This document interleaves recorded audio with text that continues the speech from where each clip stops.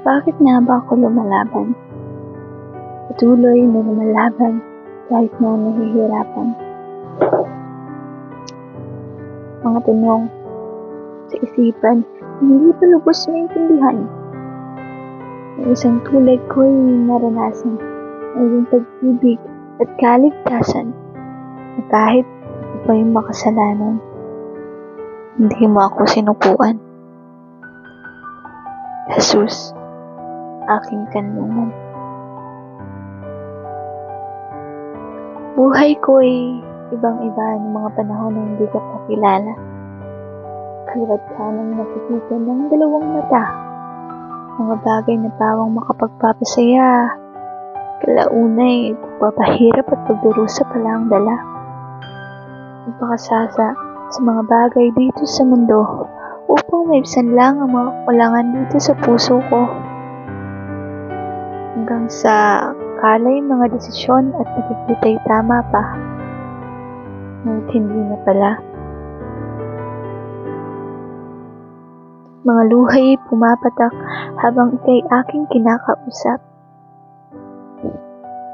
Bakit nga ba ako napasok sa ganitong kalagayan? Hindi ko na alam saan ang labasan. Gusto ko mang kumawala, ngunit bakit parang kahirap magawa? Kaya't ikaw ang naawa. Naghanap ng paraan upang ika'y aking matagpuan sa gitna ng aking kalungkutan. Dakilang pag-ibig mo ang nasaksihan. Pinutol mga rehas, sa karamihan ako'y nilinisan. Kaya't aking napagdesisyon ng buong puso kay aking paglilingkuran. Lumipas ang ilang taon mula nang ika'y aking nakilala. Mga salita at pangako mo'y pinanghahawakan ko na. Tunay na pag-ibig, kalaya at kapayapaan ng puso'y sa'yo ko lamang nadama. Pero bakit ganoon? Sa bawat pagkapang ko papalapit sa iyong presensya, may panalait, pagmamaliit, panghuhusga na naririnig mula sa aking kapamilya.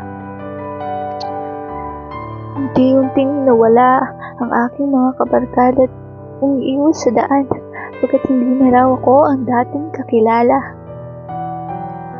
Sa bawat paglingoy, ang kabataang may mga kapares na. Ngunit ako'y naiiba pagkat sinabi mo'y bawal pa. May mga nais ang puso na gustong makipagsabayan sa kanila. At sagot mo, hindi maaari. May magandang plano ako sa iyo. Magtiwala ka.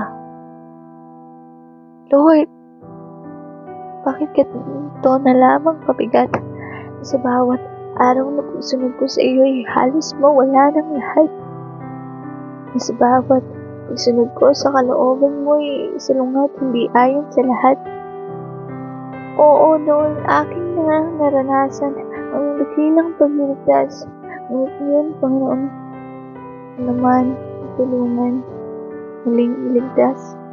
Kasi sobrang bigat. Hindi ko na makayanan lahat. Kaya't sa aking kahirapan, bigla ko iyong tinugunan, binigyan ng kalakasan sa pamamagitan ng salita mong makapangyarihan. Wika mo'y mga utos ko'y para sa iyong kaputihan, kaya mas piliin mong sundin aking kalooban.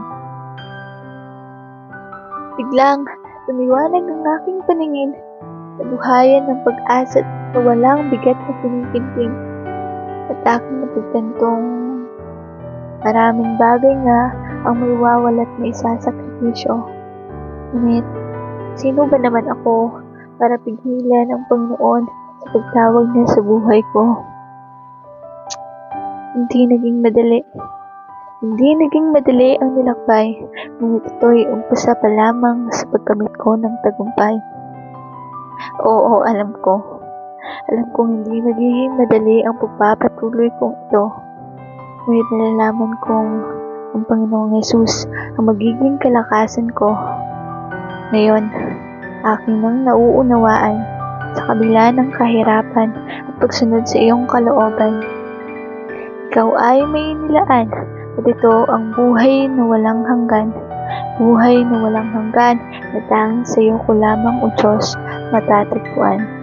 Purihin ka magpakailanman. Jesus, aking kanlungan.